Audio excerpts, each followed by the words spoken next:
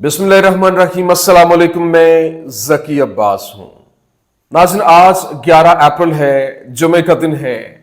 और वो कहते हैं ना कि खुदा की लाठी बड़ी बेआवाज होती है। जब ये चलती है तो आवाज तो नहीं होती, लेकिन बड़े बड़े बुर्ज उल्टा कर रख देती है। गुज़श्ता रोज व्लॉग में मैंने आपको खबर दी थी, मैंने आपको बताया था कि नेतन्याहू के खिलाफ इसके अपने जो फौजी हैं और बिलखुसूस जो इनकी फिजाइया है, उसके पायलट जो है वो उठ खड़े हुए हैं और उनकी जानिब से जंग बंदी का मुतालबा कर दिया गया और कहा गया कि जब तक ये जंग बंद नहीं होती वो अपनी सर्विसेज कंटिन्यू नहीं करेंगे। क्यों? क्योंकि इस वक्त जो इनके यरगमाली, जो इनके कैदी हैं, उनकी जान को खतरा है। और वो ये भी कह रहे थे क्योंकि अभी ये जो जंग छेड़ी गई है, ये महज एक शख्स के दिल को तस्कीन पहुंचाने के लिए, उसके जाती मफादात को प्रोटेक्ट करने के लिए है। और फिर जब ये खबर सामने आई तो उसके बाद जो इनके नेतन्याहू की जानिब से एक्शन लिया गया और इन तमाम तर जो फौजियों को, इन पायलट्स को फारिग कर दिया गया, नौकरियों से निकाल दिया गया, बर्खास्त कर दिया गया।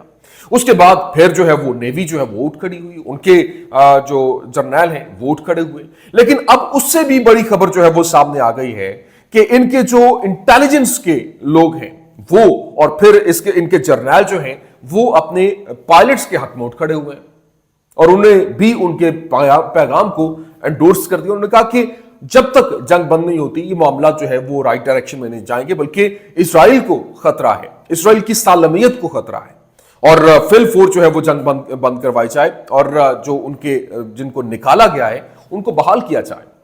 8200 जो इनके यूनिट है, 8200 यूनिट जो है उसके जो जर्नैल है वो उठ खड़े हुए हैं। ये बेसिकली इनका इंटेलिजेंस यूनिट है, उसकी जानिब से बाकायदा तौर पर नेतन्याहू के खिलाफ जो है वो अदम एतमाद का इजहार जो है वो किया गया और कहा गया है कि ये मामला जो है वो हमारे खिलाफ, हमारे मुल्क के खिलाफ जाते हुए दिखाई दे रहे हैं। ये क्या मामला है ये आपके सामने रखना है। और फिर दूसरी जानिब इस वक्त फ्रांस और कनाडा और यूरोप की जानिब से पूरी की पूरी गेम को बदल के रख दिया गया है। और गुज़श्ता रोज फ्रांस की जानिब से फलस्तीन को तस्लीम करने का ऐलान किया गया था।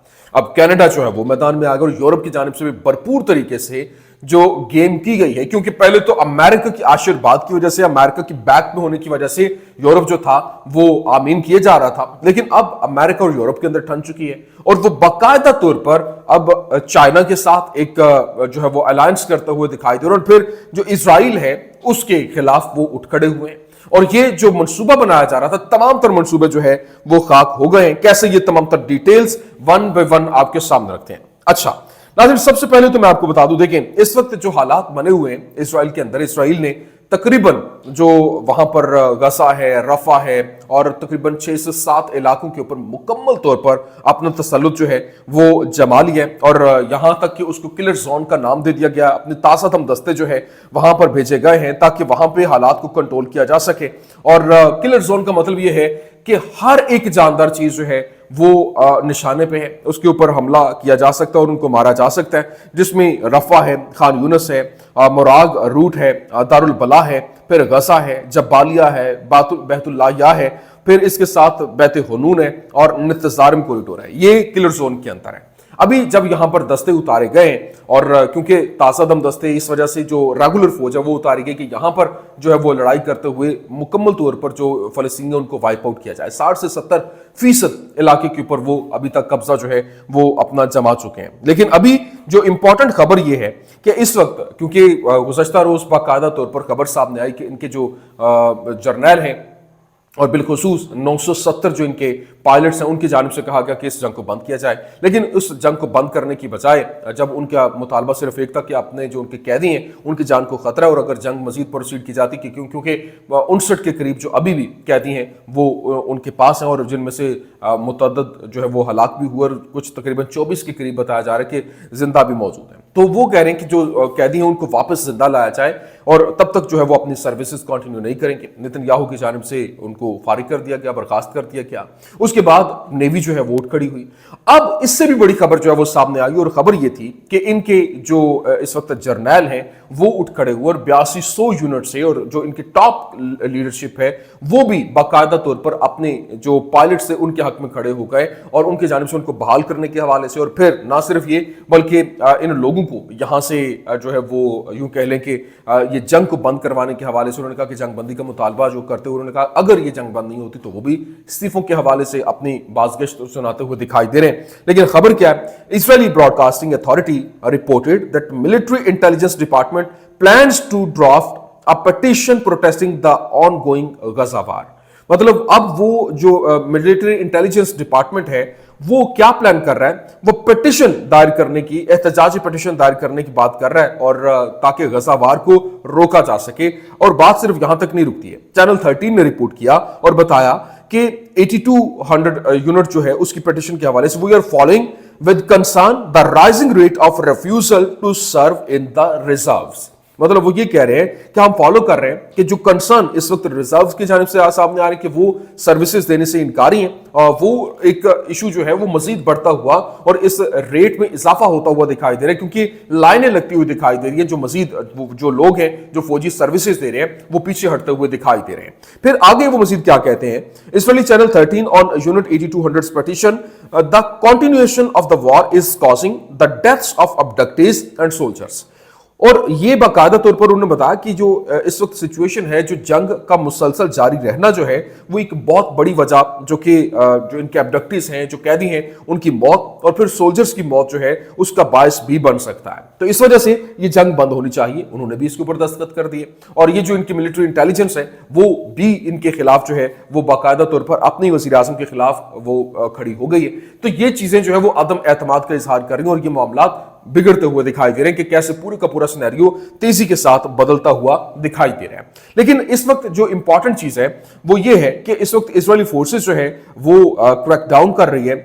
اینٹی غزہ وار جو پروٹیسٹ ہو رہے ہیں حائفہ کے اندر، وہاں پر بھرپور طریقے سے عوام اور پولیس جو ہے وہ بھی آمنے سامنے ہے. Israeli forces crack down on anti Gaza war protest in Haifa. مطلب حیفا کے اندر اب کیونکہ لاٹھی چارج اور پھر اس طرح سے بھرپور طریقے سے ان تمام تر آوازوں کو بند کرنے کی کوشش ہو رہی ہے جو کہ اس جنگ کے خلاف جو ہے وہ اسرائیل کے خلاف باتیں کر رہے ہیں. لیکن ابھی جو جس طریقے سے آپ اندازہ کریں کہ گزشتہ روز فرانس کی جانب سے جو فلسطین کو تسلیم کرنے کے حوالے سے اعلان کیا گیا، اس کے بعد کینیڈا جو ہے وہ سامنے آ گیا، کیونکہ کینیڈین پرائم منسٹر مسٹر کارنے جو ہے اس نے کل ہی اپنی پوزیشن سنبھالی ہے. تو وہاں پہ اس کے ساتھ سوال و جواب ہوا اور پوچھا گیا کہ جو وہاں پر جو کچھ ہو رہا ہے ایک ظلم و ستم یا جو بھی کہیں، تو اس نے کہا میں بالکل ہم دیکھ رہے ہیں اور ہم اس کے شاہد بھی ہیں، جو ہمارے سامنے ہو رہا ہے ہم اس کو تسلیم کرتے ہیں، اس کی کنڈیم بھی کرتے ہیں. جس کے بعد بنجامن نتنیاہو جو ہے اس کی جانب سے اسٹیٹمنٹ سامنے آئی اور اس نے کہا کہ Canada has always sided with civilization. مطلب ہمیشہ کینیڈا جو ہے وہ تہذیب کے ساتھ کھڑا رہا. So should Mister Carney but instead of supporting Israel a democracy that is fighting a just war with just means against the barbarians of Hamas.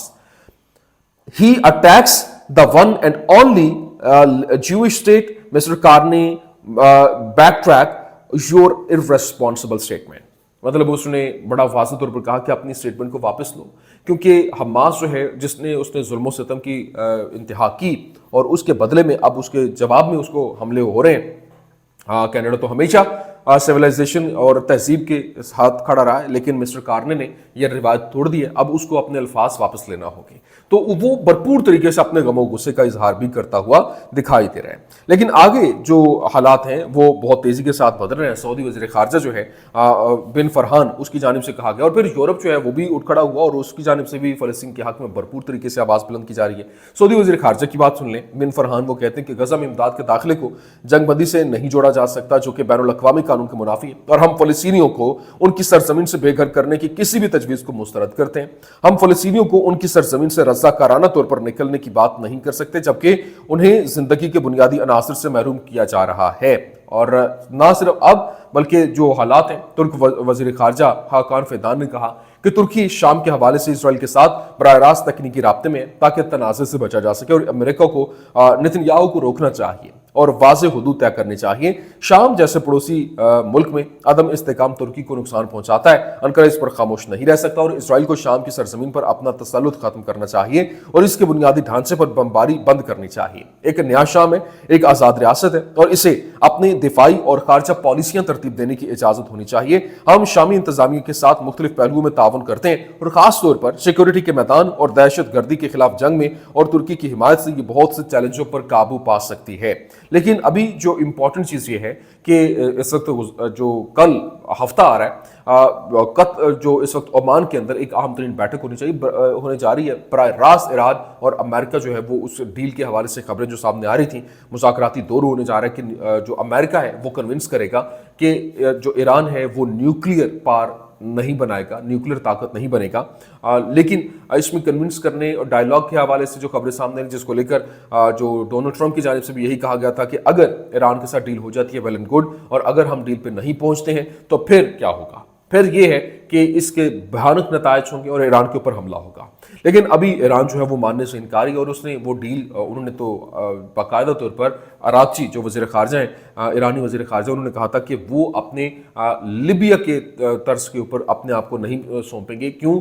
کیونکہ ہم نے دیکھا 2003 کے اندر جو کچھ لیبیا کے ساتھ ہوا، ایک ایڈوانس کنٹری اور بہترین قسم کی ایک فورس اور خوبصورت کنٹری، لیکن اس کے باوجود اس کے ساتھ کیا ہوا سب کے سامنے ہے۔ ابھی ایران جو ہے اس کے ایٹمی توانائی کے ادارے کے سربراہ اسلامی نے کہا کہ ہم 100% ایرانی ایندھن کے ساتھ ایک مکمل طور پر گھریلو ایرانی جوہری پاور پلانٹ تعمیر کر رہے ہیں اور اپنے دشمنوں اور بدخواہوں کو مایوس کریں گے۔ اور ایران کے رہبر اعلیٰ جو آیت اللہ علی خامنائی ہیں، ان کی طرف سے برسوں سے دی جانے والی رہنمائی اور تاکید کے بعد ہم نے 20,000 میگا واٹ کا پروگرام شروع کیا۔ جب سے ہم نے یہ اعلان کیا کہ ہم خود پاور پلانٹس بنائیں گے، دوسروں کی طرف سے ہمارے ساتھ تعاون کی خواہش میں تیزی آئی ہے، اور اس سے پہلے وہ سمجھتے تھے کہ بین الاقوامی تعاون کو روک کر انہوں نے ہمیں روک دیا ہے یا پھر ہمیں ہار ماننے پر مجبور کر دیا ہے۔ بدقسمتی سے ملک کے اندر کچھ لوگ اس خیال کو بھی فروغ دے رہے ہیں، لیکن ابھی جو حالات ہیں وہ بہت تیزی کے ساتھ بدلے ہیں، اور جو حوثی ہیں ان کی جانب سے اسرائیل شام کے راستے دریائے فرات تک پہنچنا چاہتا ہے، رسائی چاہتا ہے۔ یہ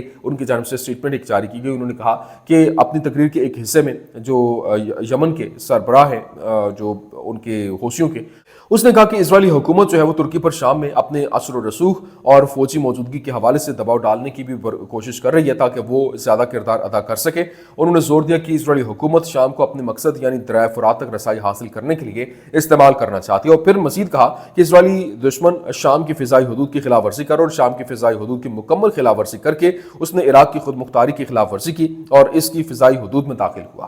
پھر ساتھ ہی امریکہ عراقی فوج کو اپنے فضائی دفاعی نظام کو اسرائیلی جنگی طیاروں کو نشانہ بنانے کے لیے استعمال کرنے کی اجازت نہیں دیتا جب وہ عراقی فضائی حدود کی خلاف ورزی کرتے ہیں۔